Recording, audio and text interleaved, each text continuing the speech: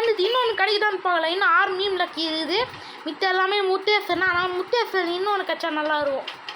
ஆனால் அதுதான் நான் ஃபஸ்ட்டு குட்டினியா வில்லின்னு நினைக்கிறேன்.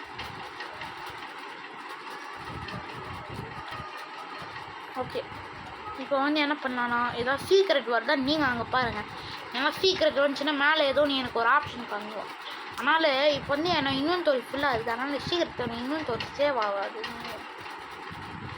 சரி, அதுக்கப்புறம் இந்த வீடியோ பேர் கேம்லிங் ஆன் எக்ஸு. சாரி, ஸ்டார்டிங்கில் சொல்ல மாட்டேன்.